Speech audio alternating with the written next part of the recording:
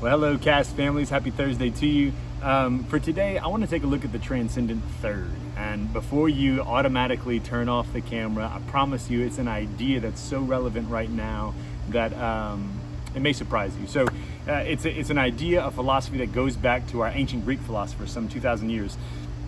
And essentially what happens here, and again, this is in dumbed down terms, not so that you can understand it, but because that's the only way my brain understands it.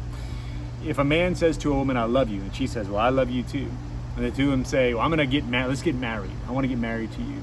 Anybody with any kind of wisdom would say, well, if you're going to spend the next 50, 60, 70 years staring at each other, I love you, I love you, I love you, I love you, just staring at each other, at some point this relationship's going to fall apart. Why? Because as great as you are, or he is, or she is, it's not enough.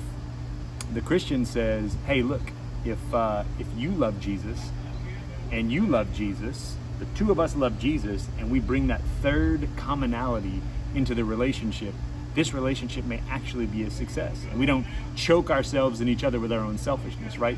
And look, the transcendent third can be anything. There are groups who get together because they love X-Men, because they love the writings of Chesterton. Whatever the deal is, it's the transcendent third. It's the idea that two people or a group will live for something outside of themselves that makes the relationship or organization a success. So anyway, I'm looking at today, I'm looking at the world around us right now with the chaos going on. I'm looking at even appeal to the cast guys to say, hey, let's get together and surround statues. Not a bad thing. But my question is, in your intention, what's there? Are we a group of people getting together because we can't wait to fight protesters? Or are we a group of people who are there because we love Jesus? And maybe as a byproduct of us loving Jesus, that first, love of Jesus first, because of that, we want to protect that which is beautiful. Or because of that, we want to defend that which is defenseless. I'm just asking you to please right now, with different organizations asking for money, with different organizations asking for support. And I'm talking about political, I'm talking about protesting, I'm talking about church, I'm talking about charities. There are a lot of people asking for your help right now, because right now we're going to make a change. The question is what is the transcendent third? What is the thing you unite on? If you're trying to unite on, and this is key, if you're trying to unite on, for instance, the fact that you don't like the prejudice, you don't like the way a certain group of people are being treated, that's real. That is so real. That's your heart responding to injustice. Our God is a God of justice. That's great. But the idea of uniting because we don't like something is not enough. The idea that we unite because we love something, we want to see something more. Even Martin Luther King says, darkness does not drive out darkness. We don't dislike people because we dislike what they do. We want love to drive out the darkness, right?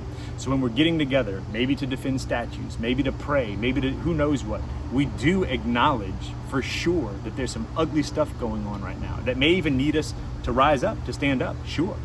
But make sure your transcendent third, the thing you stand for, is Jesus. Isn't just something you love, it is love incarnate, love itself. If that's guiding your decision, you're gonna make the right one.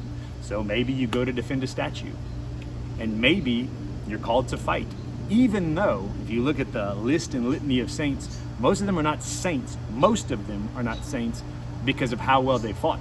Most of them are saints because of how effortlessly they allowed themselves to bleed out for the Lord, because He guided them there. He comforted them and told them it would be okay. And of course, the blood of the martyrs is what watered the seeds of the church, right? So I'm just saying, there's a lot going on right now. And as Catholics, we are not allowed to sit on the sidelines. Be very clear, we are not allowed to sit on the sidelines. We can't.